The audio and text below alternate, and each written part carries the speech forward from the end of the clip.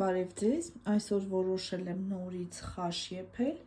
անցյալ անգամ առանց զինգի էի պատրաստել, ճիշտն ասած, բոլորը գրում էին բա խաշը առանց զինգի ոնց հնարավոր է այդպես պատրաստել, այսօր որոշեցի, տեսեք ինչ զինգեր եմ վերցրել, զինգով պատրաստել և իհարկե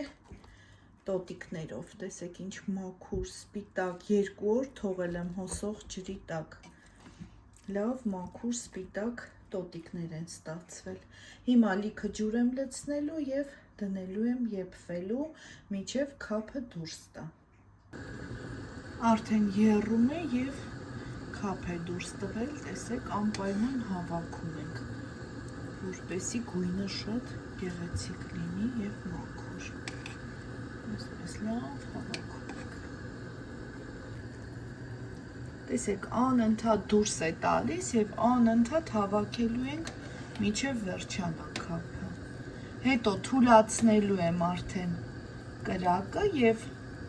ծածկելու եմ մանր եփվելու է, մինչև միսը լավ եփվի, արդեն պատրաստ է խաշը, տեսեք